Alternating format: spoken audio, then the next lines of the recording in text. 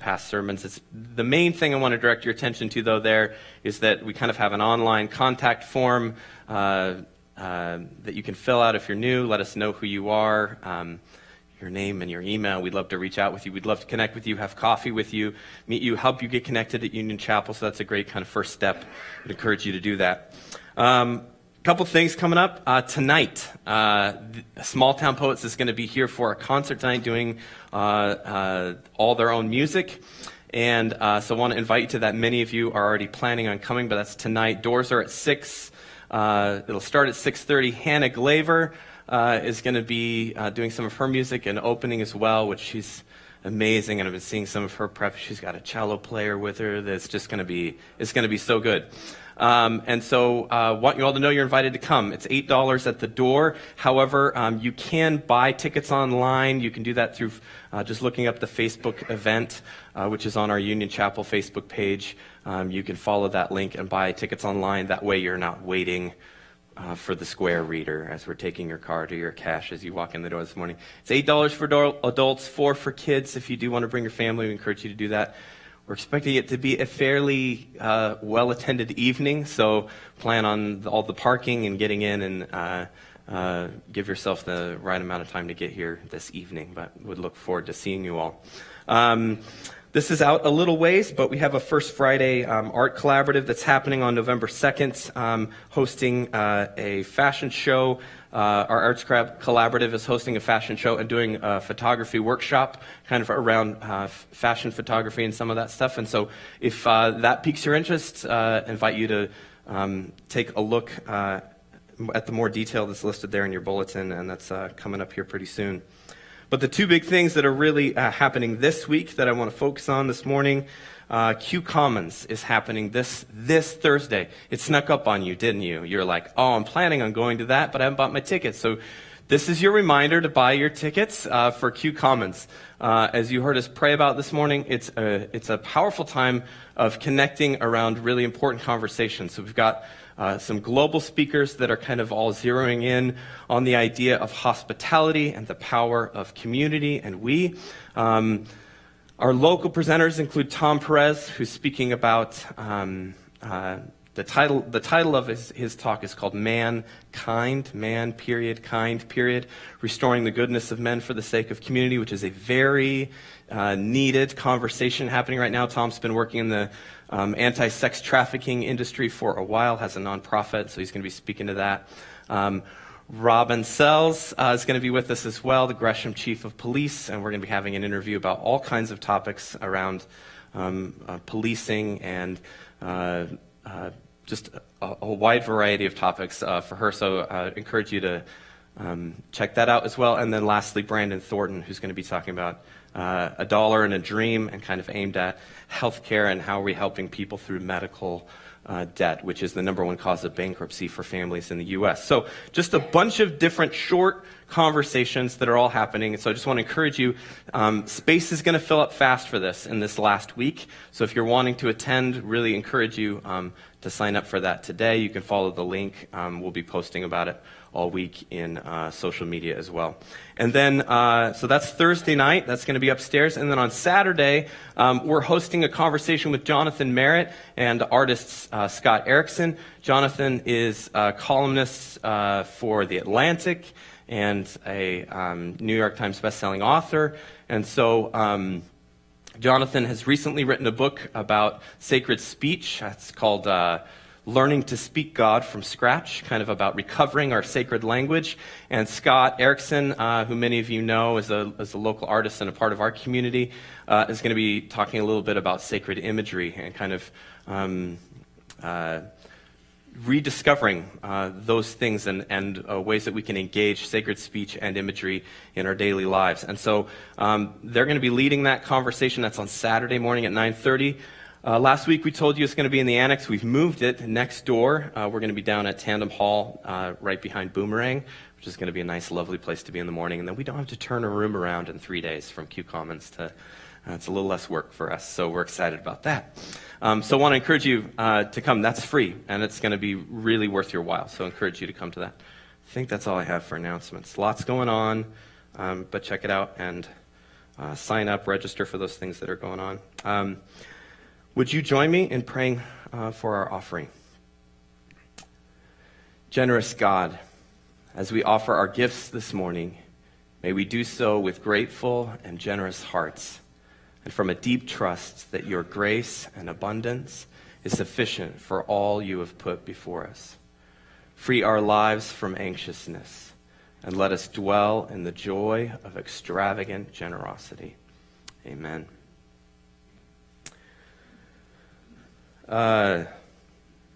It feels like every year, kind of late fall, September, October, we're just watching the storms roll around. Chris and Amanda dodged Hurricane Florence earlier this year while on their vacation, the greatest vacation you guys have ever had. I'm being sarcastic, but and also Michael kind of dragging its way through Florida. And then even think about last year, like this is just kind of feels like our new normal, Irma and Maria and Harvey. And storms, particularly on the West Coast, we don't have to deal with, these hurricanes.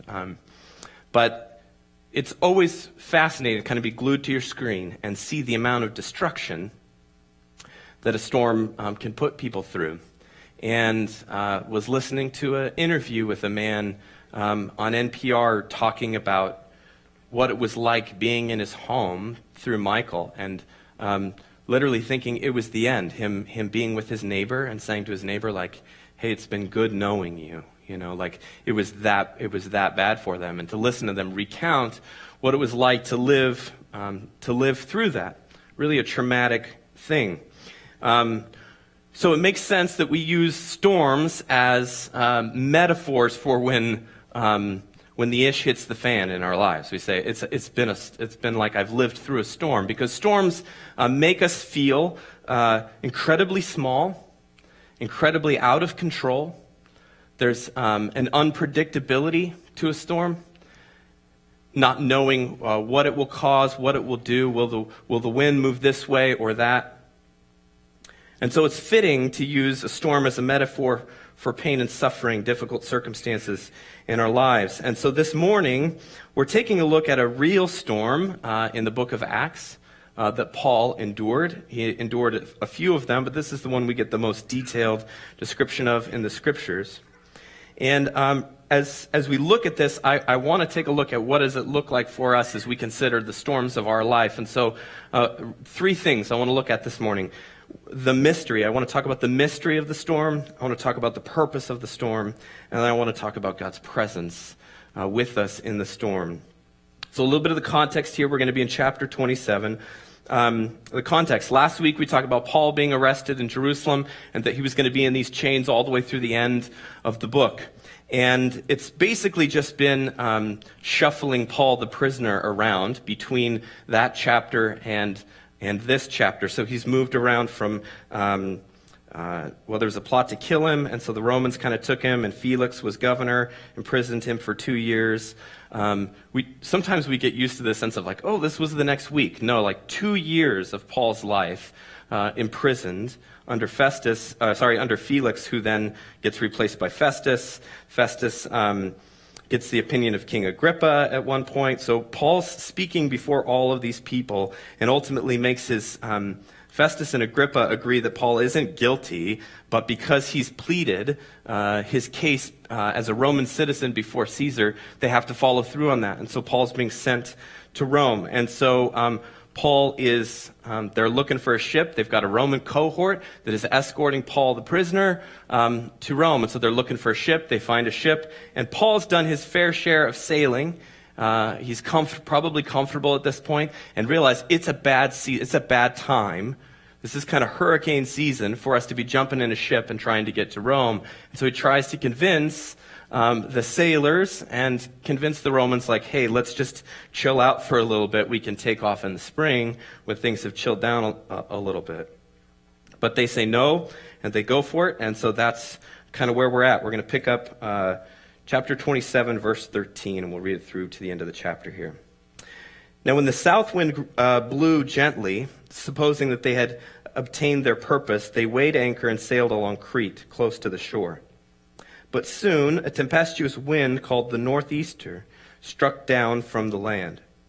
And when the ship was caught and could not face the wind, we gave way to it and were driven along, running under the lee of a small island called Cauda. And we managed with difficulty to secure the ship's boat.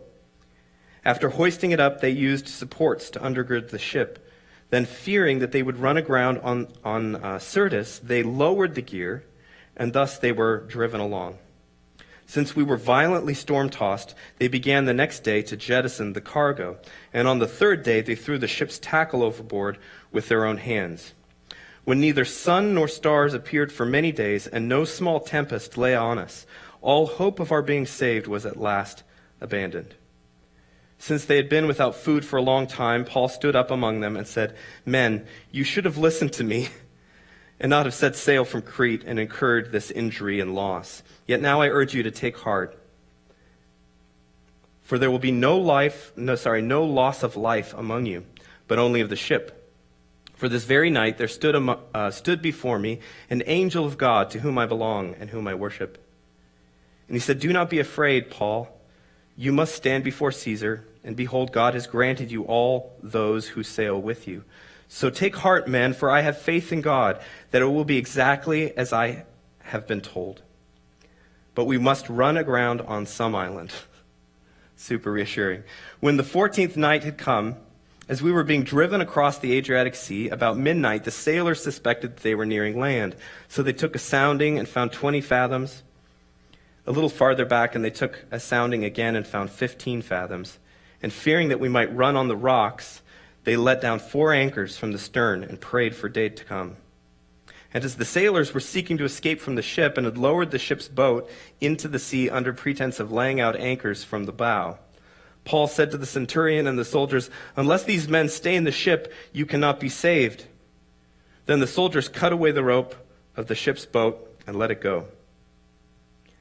As day was about to dawn, Paul urged them to take some food, saying, "Today is the 14th day that you have continued in suspense and without food, having taken nothing. Therefore I urge you to take some food, for it will give you strength, for not a hair is to perish from the head of any of you." And when he had said these things, he took bread, and giving thanks to God in the presence of all, he broke it and began to eat. Then they were all encouraged and ate some food themselves. We were in all 276 persons in the ship, and when they had eaten enough, they lightened the ship, throwing out the wheat into the sea. Now when it was day, they did not recognize the land, but they noticed a bay and a beach on which they planned, if possible, to run the ship ashore. So they cast off the anchors and left them in the sea, at the same time loosening the ropes that tied the rudders. Then hoisting the foresail to the wind, they made for the beach. But striking a reef, they ran the vessel aground. The bow stuck and remained immovable, and the stern was being broken up by the surf. The soldiers' plan was to kill the prisoners, lest any should swim away and escape. But the centurion, wishing to save Paul, kept them from carrying out their plan. He ordered those who could swim to jump overboard first and make for the land, and the rest on planks or on pieces of the ship. And so it was that all were brought safely to land. Whew. Right? So there's a lot of ship terminology in there. Lots of we hoisted this and we tally-hoed that. But essentially, it got bad. It got real for a long time. And it's the story, really, and I love, if you notice, there's a lot of we's, which implies, again, Luke's presence with Paul on this ship. So Luke kind of getting the first-hand accounts. Lots of we, writing from a we standpoint. And so there's a good chance that he's present in this. And so getting to witness this. So the first thing, the mystery of the storm. What do I mean by this? It's pretty simple. It seems like there's a paradox here. Paul gets a vision from an angel of the Lord. None of you are going to die. Good news, right? Rest in this reality that God has ordained that none of you are going to die. And then Paul tells that to them. And then when things get really bad, the sailors are like, "Oh, we're going to go check on a few things," right? And then they jump into the lifeboat, and they're going to abandon the ship. And Paul says to the Roman centurion, "Get those guys back in the boat." Like, those are the sailors, and if the sailors aren't on the boat, we're all going to die. Do you see the paradox here, just for a minute? Wait, didn't God say that they were all going to live. So why is Paul saying we're all going to die if these guys leave? This is the mystery. This is the paradox of the storm. Right? We want to say, well, if Paul really believed the angel, if he really believed what God was saying through the angel, he wouldn't have cared about the sailors, right? He's got his prophecy. He's not going to die. Nobody's going to die. Might as well just hang out on the boat and sing Que Sera, Sera, right? As they all float to safety somehow, right? God has destined it, so it doesn't matter what I do. But that isn't what Paul does, right? As the sailors are trying to abandon ship, he's like, no, those guys have to stay, because if they don't stay, we're all going to die. And then he also, later on, is like, hey, you all should eat as well, because you haven't eaten in 14 days, and you're going to need your strength for this. So it's this really interesting tension of the sovereignty and the plan of God and human intention and action, right? That's the tension. And I think the problem with how we come at these types of passages is that we want an either or. Right? Which one is it? Tell me which one it is. Either God's in control and has a plan, and so it doesn't matter what I do, or what we do matters, it matters immensely, and God isn't in control and doesn't really have a plan. It's up to me to figure this out. But Paul, and this story, and one could even argue the whole Bible, doesn't present an either-or scenario, but a both-and scenario. This means I think if you were to ask Paul, hey, Paul, on a scale of 1 to 10, how much do you trust God in the storm? That God has a plan, that God's going to do what he says he's going to do. And I think Paul would say 10. I believe God's going to do what he says he's going to do. And then if you said, hey, Paul, how much does it matter? How much do your actions on the ship and on the boat matter? And I think he would say 10. For him, it's not a 50-50 or an 80-20 or a 60-40. I think I'm doing all my math right there. But 100-100. It's 100% God's sovereignty and 100% human action and intention. And that's the mystery. Because there's no such thing as 200%, right? At least not for our minds to wrap around. That the reality is that God is entirely engaged and in control and has a plan, and yet at the same time, our choices completely matter. And I think this should bring about an immense amount of comfort for us at some level, that you can rest on the goodness of God, that there's no way you're going to screw up God's good plan. You know, there's no way you're going to mess this thing up. It should give us an immense amount of confidence, and at the same time, it should kind of give us a kick in the butt as well. Right? God's sovereignty isn't an excuse or an escape, but rather the purpose of it is to bear down, to grab a rudder and weather the storm. Right? We think people who live in this either-or, right? We want the either-or, but then when we see people living in the either-or, we go, those people are crazy, right? You get really frustrated with the religious groups or sects that don't believe in any kind of medical intervention, right? They say, well, we're just going to pray and trust God's sovereignty here. And we say, those people, no, that's crazy. God gave you medicine to be able to do this, right? You should use your human intention. So when we face pain and suffering and the storms of our life, I think it boils down to these two things. Trust God and his good purposes, and do what you can. Again, I think these are qualities in Paul that we're seeing, and it comes out as a non-anxious presence. What do I mean by this? Well, if you are somebody who's completely surrendered to the sovereignty of God and you don't believe that what you do matters, you will be passive in life. Right? You don't see any value to your intention, so you might as well just hang out and cruise. And the opposite of that is if you're somebody who doesn't believe that God is anywhere to be found, or that he cares or has any plan or is in control, and you only trust in your own strength, when the storm comes rolling in, you will panic. As you're trying to grasp for something, you will panic. And the middle ground here, in the midst of the storm, is a calm, active confidence, a non-anxious presence, where Paul, the prisoner, remember, Paul is the prisoner at times in this passage, starts to feel like he's leading from being the prisoner.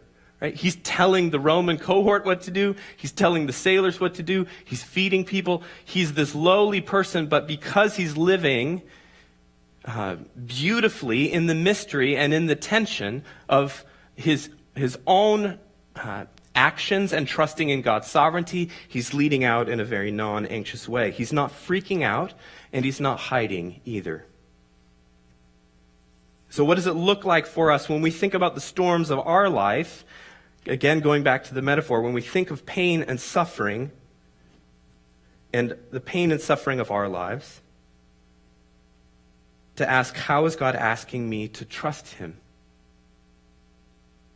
And what is God asking me to do?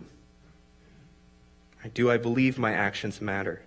And to find a space of confidently resting in the mystery and in the paradox of these two things. Second, the purpose of the storm. This is a tricky one, because I think when storms come along, we want to question, right? We want to say why. And people often, even with physical storms, will say, oh, God sent this storm to punish these people. And so I think it's a common place for us to start. Why? Why the wreckage? Why all of this stuff? And we could get into a lengthy discussion here on the problem of evil, which isn't necessarily where I want to go this morning. But to rather point out the character of how God deals with storms or difficulties or pain or suffering or trials throughout the Scripture. And the first place I would look to is Joseph. Right? Joseph, hated and despised by his brothers. Maybe he kind of had it coming to him at some level. Right? Because he kind of relished in the fact that his father loved him more than his other brothers. This is what favoritism does in families. It kind of tears at the fabric. And so his brothers hate him. They throw him in a pit. They sell him into slavery. And when things are just kind of starting to look up for Joseph, he gets falsely accused and then imprisoned. Right? There's just lots of pain and suffering in the life of Joseph. And yet at the end of the story, we get this beautiful statement, right, guys? Because God takes all of that and then he does something amazing as Joseph steps into a place of leadership and ends up saving his own family and an immense amount of people. And his brothers, fearing for their life because of what they had done previously, are freaked out, and they come to Joseph, and Joseph says this amazing statement. He says, as for you, you meant evil against me, but God meant it for good, to bring it about that many people should be kept alive as they are today. Does that mean God purposed the evil for Joseph? No. It means that even though evil was at play, God redeemed the outcome. And this is what God does. We see it over and over again. We see it most clearly in the cross. Peter, in his Pentecost sermon at the beginning of Acts, he says, this Jesus you crucified and killed by the hands of lawless men, God raised him up, loosing the pangs of death because it was not possible for him to be held by it. Right? Killed by the hands of lawless, evil men. Jesus, killed by evil. Killed by a storm, but God raised him up again. You meant it for evil, God redeemed it for good. And this is the trajectory of history. That good is the trajectory. We rehearse it every week in our liturgy, in our gospel story, right? We're created in goodness, and then that goodness gets marred and broken in rebellion, and then we're saved through the redeeming work of Jesus, and we're restored into a new creation. And so as followers of Jesus, we believe that God is bending and healing the brokenness of the world into a giant act of restoration. So that one day, what God intended, right? When you think about the creation story, what is it? Every time he creates something, he says what? It was good. He saw it and it was good. It was good. It was good. It was good. It was good. And the trajectory at the end of the story is it gets broken, it gets messed up, God redeems it, and then he's going to restore its goodness. And so all of this evil he's taking and bending, he's bending the will of history to goodness. Right? Jesus says, we get this in Revelation where where the Lamb says, behold, I am making all things new. It doesn't say, behold, I'm making all new things. Right?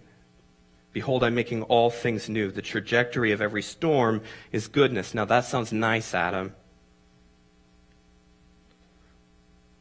Good's going to come out of all of this. But thanks for slapping the cliche on it. Because that's a big pill to swallow. Because I lost a child and there's nothing good about that. Because my mom got cancer and there's nothing good about that. Because my husband left me and there's nothing good about that. So what do you say to that? I say we get to see the end of the story with Joseph. Like Joseph gets to see his finished story. And we may never see with our fleshly eyes our finished story to the pain and suffering. There's this really fascinating part in Luke 21 where Jesus is prophesying. And he's talking about what his followers are going to face. And he's basically predicting the entire book of Acts. Just listen to this for a second. They will lay their hands on you and persecute you, delivering you up to the synagogues and prisons. Yep. And you'll be brought before kings and governors for my name's sake. Yep. This will be your opportunity to bear witness. You will be delivered up by parents and brothers and relatives and friends. And some of you they will put to death. You will be hated by all for my name's sake. But not a hair of your head will perish. By your endurance you will gain your lives. Wait a second.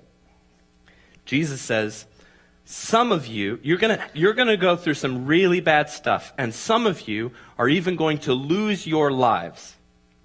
You're going to die. They're going to kill you. But not a hair on your head's going to perish. You're like, what are you saying here, Jesus? It's a deeper hope, right? It's a hope that we find in resurrection. You may not see the goodness. You may die. The storm may kill you. But ultimately not a hair on your head will perish. Another way we like to say this frequently here is to say, the God of grace wastes nothing. The God of grace wastes nothing. And even the wreckage of our pain and suffering is what God uses to build in us a praising life. So the trajectory is goodness, but there's also something else that we get in the purpose of the storm, and that is growth. You think about going through an intense moment. Right? I think about, for me, and I realize some of you may not relate to the sports analogies, but at some level, your football coaches being in LA when it's like just blazing hot in August, right?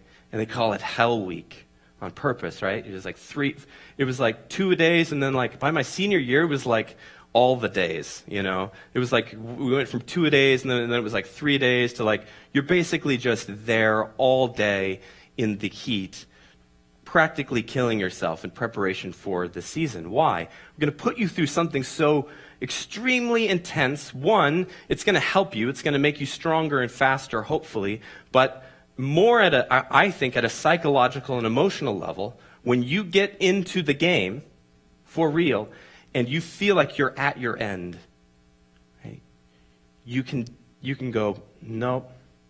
I've been shaped and formed by something else that put me through the ringer, and I know I have another reserve tank. I know I've got something here. And this is the reality of what storms do in us. And so to see, where is God growing you? To use the intensity that he uses the intensity to make something in you. And so I think the two questions in relation to the purpose of the storm is, what does it look like to believe that God is redeeming the pain and suffering that I'm experiencing for the goodness of the world? Can I see that vision? And sometimes that's extremely hard to see. But can you try and have some imagination? What does it look like to believe that God is redeeming the pain and suffering for the goodness of the world? And then what does it look like to believe that God is redeeming the pain for goodness in me? That he's wanting to do something with me. Lastly, and this is where we'll wrap up. Classic words from the pastor.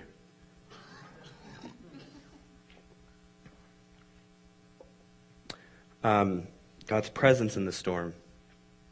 I think when we hit pain and suffering, or trials, or the sense of feeling out of control, like everything around us is swirling in chaos, we kind of can float towards two negative responses around God, and they both kind of look like an unhealthy picture of God as Father.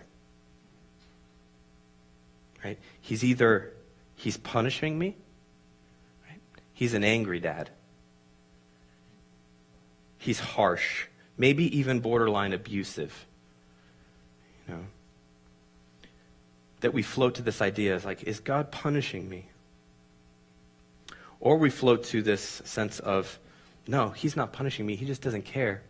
He's an absentee father. He's on a business trip and has no idea what's going on with me. He doesn't care. But if you look real closely at how Paul speaks about God, when he's talking about this vision, he says, I just want to look at this real quick. He says, this angel appeared to me, an angel of the God to whom I belong.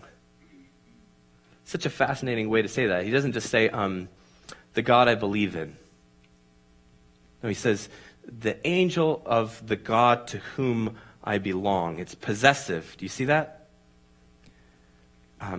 God, I belong to God, and God belongs to me. I'm his, he's mine. That's the perspective that Paul comes with. And you think about it, if I were to have my 5-year-old daughter up here and I'd say, this is my Ruby, right? That's totally appropriate. Right? This is my Ruby. It's a way, it's possessive at some level, but of saying it's a display of intimacy, right? This is how I feel. I am hers, she is mine. Be a little bit more weird if like, this is my Chris, right? Like that would be strange.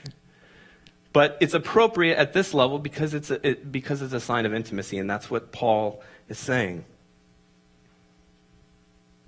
And so you get the sense that Paul knows the nearness of God in the midst of the storm, so much so that God is sending his messengers to console him, to give him courage. He knows the nearness.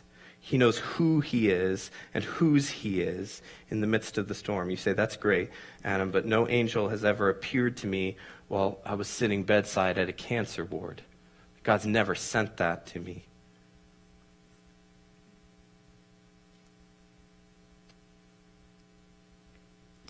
But I think at this moment you have to believe that Paul is looking to Jesus.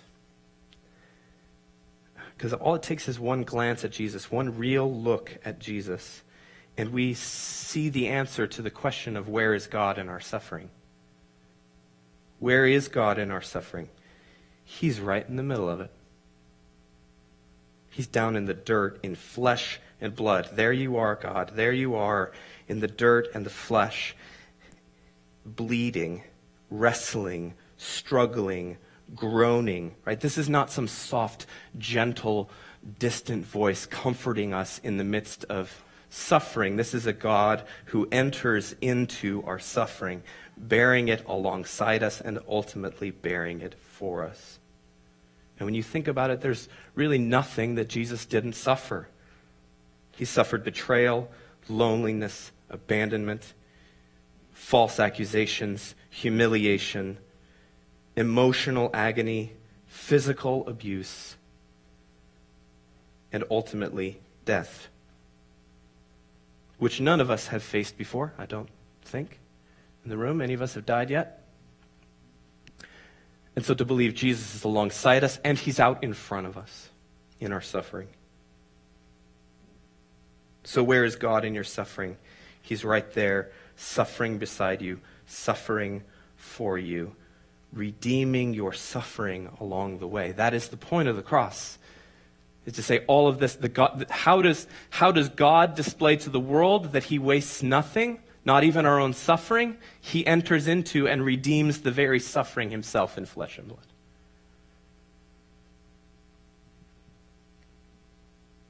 I find it super fascinating. You see what Paul does at the end? When he knows that this is kind of game time now. It's been 14 days, guys. What does he tell them? We got to eat. We got to take some sustenance.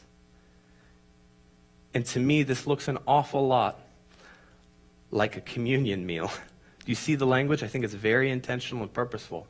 Did they know they were participating in a communion meal? Probably not. Right? But Paul says we have to take sustenance. We have to find strength somewhere. And what does he do? He takes the bread.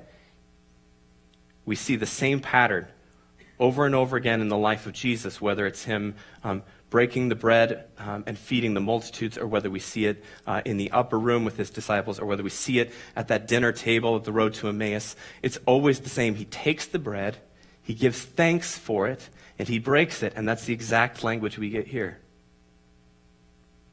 This is the sustenance you need in the storm, the very broken body of Jesus Christ, his very blood poured out for you.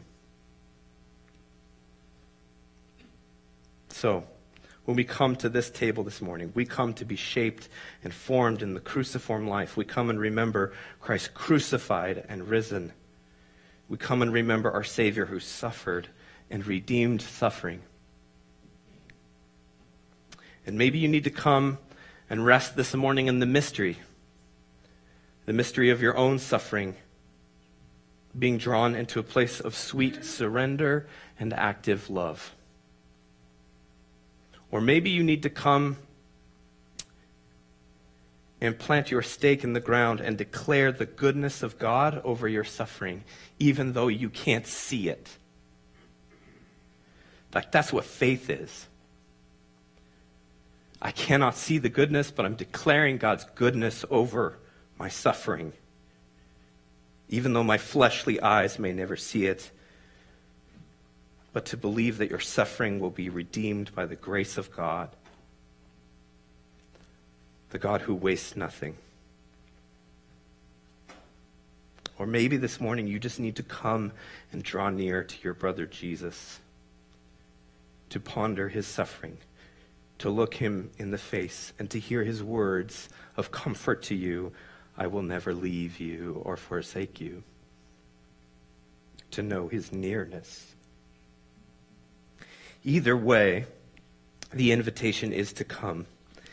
And there's an immense amount of mystery here. Liturgical church is one of the things I love about churches. They'll often say, great, when you come to the table, they say, great is the mystery of faith. This is a mysterious thing that God meets us here in his own grace. Great is the mystery of faith, but this is the gifts of God for the people of God. So come, break bread, be sustained, and meet him here. Let's pray.